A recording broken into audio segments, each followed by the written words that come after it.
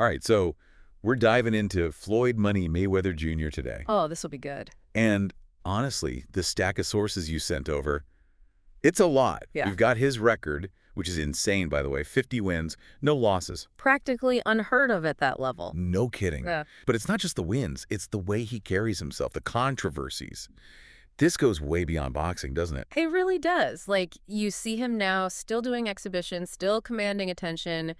Makes you wonder how he got here, you know? How he built this whole brand, this whole persona. Totally. And what gets me is you dig into his past, it's almost like a movie or something. I mean, imagine young Floyd Mayweather Jr. growing up, and there are heroin needles in his yard. Heavy stuff. Seriously, that's the environment. And it wasn't just the environment, right? You've got his dad, a former contender, his uncle, Roger Mayweather, boxing royalty. It's in the blood. The family business, all More than almost, I'd say. It's like Yeah. ingrained. And you can see how that shaped him, that whole upbringing.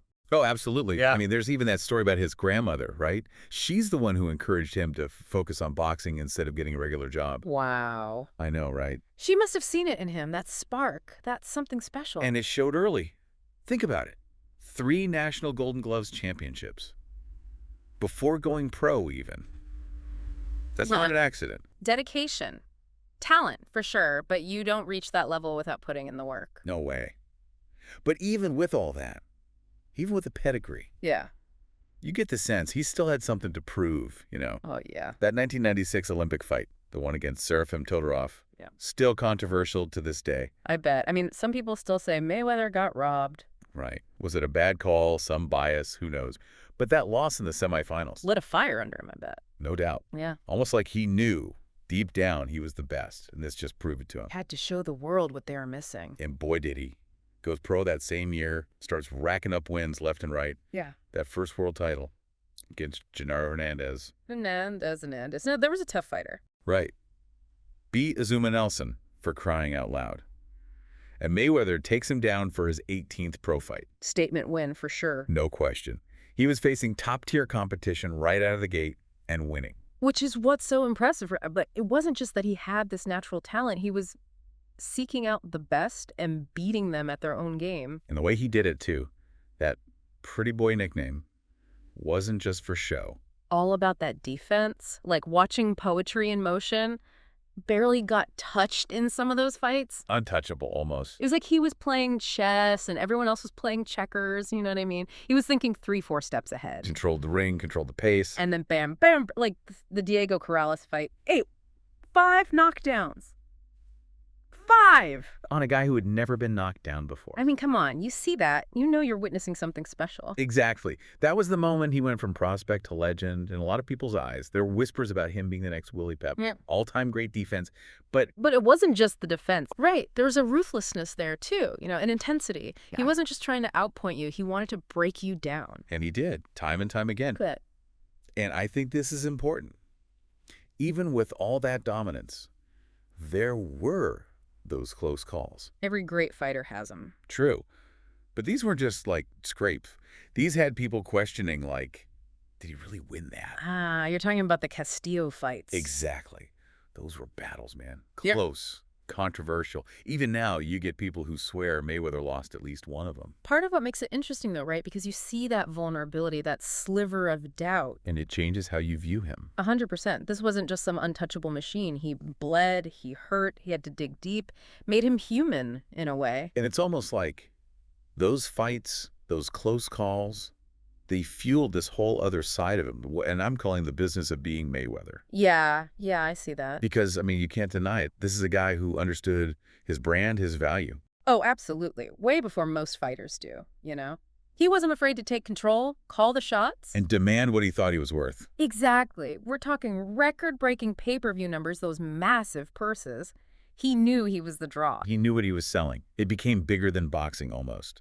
Like that De La Hoya fight, Oh, that was huge. A cultural moment for sure. $136 million Right. just on that one fight.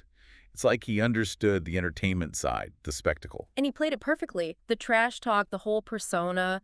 He knew how to get under people's skin, make them want to see him win or lose, honestly. That's like he didn't care as long as they were paying attention. And they were. Can't forget about that whole Manny Pacquiao saga either, Eder. Man, that went on forever. Drug Yeah. testing, negotiations. Years. They kept that going for years. And you know what? It worked. When they finally stepped in the ring, the hype was unreal. Broke every record there was. All part of the plan, right? The longer he waited, the bigger it got. Masterful, really. Even if you hated the guy, you had to respect the hustle. You couldn't look away. He was must-see TV. Every fight was an event. Mayweather versus Ortiz, Mayweather versus Mosley. Always sought out the toughest opponents. And won, more often than not. Proving himself, fight after fight. Yeah. But, and this is where things get complicated. Yeah, there's always another side of the story. There really is. Yeah. Because we could talk about his skills, his business sense, but the sources are clear, you know? The domestic violence convictions. Yeah, you can't ignore that. We can't. Those aren't just headlines. Those are serious accusations with real consequences. Absolutely. It's a part of his story, whether we like it or not. And I think it forces us to ask some tough questions, you know? Like, how do we reconcile this side of him, the darker side, with everything else? It's that age-old question, right? Can you separate the art from the artist? Is it even possible? Especially when the artist is as outspoken as Mayweather. Because it's not like he shied away from the spotlight, even when things got rough. If anything, he leaned into it. Which makes you think. It makes you think about how we deal with these situations, you know? Because it's not like Mayweather's the only one, right? Oh, not at all. Think about every field has those figures, those people who are incredibly talented, but maybe their personal lives are Messy. to put it mildly. Yeah, it's like we want to admire their work, but then you have these other things, these actions, and it gets complicated. It does. Because where do you draw the line? Yeah. You know, can you separate the person from their achievements? It's a tough one. And honestly, I don't have the answer. It's something I wrestle with, too. Like, you see these incredible athletes, these artists, and you find out. And not who you thought they were. Exactly. And it's not always something as serious as what Mayweather was accused of, but Yeah. it makes you question things, makes you think about what you're willing to overlook. And what's interesting to me, with Mayweather especially, is how he seemed to address it, at least publicly. There was this one quote, right? He basically says, look, I'm not perfect. I've made mistakes, but I've owned up to them. Something like that. Trying to control the narrative, even then. Always. And that's what makes him so fascinating, isn't it? Yeah. That need for control. You see it in the ring, you see it in his business dealings, and you definitely see it in how he handles any kind of controversy. From day one, right? It's like his way or the highway. Exactly. Which actually kind of brings us full circle, doesn't it? To where he is now. Those exhibitions he's doing. Yeah. I mean, it's not about titles anymore, right? He's already cemented his legacy. This is different. It's about money, sure, but it's more than that. It's about controlling how he goes out, his terms, his opponents, his rules. And the craziest part is, it's working. People are still paying to watch, still talking about him. Love him or hate him, you can't deny his impact. So where does that leave us? What's the takeaway from all this? Is Floyd Mayweather Jr. this boxing genius, this marketing mastermind? Or is he? Or is he someone who made mistakes, who hurt people? The answer is probably both. And that's the thing about these deep dives, right? You come in with these ideas, these preconceptions, and then you learn. There's always more to the story. Always. More layers, more nuance. And honestly, sometimes it's not about finding the right answer. It's about asking the right questions. I think we've done that today, haven't we? Definitely. We've gone way beyond the highlight reel, that's for sure. Explored the good, the bad. Complicated. Exactly. And hopefully it makes people think a little differently, you know? Not just about Floyd Mayweather Jr., but about everything. The stories we tell, the people we choose to admire. And at the end of the day, I think that's all we can really ask for.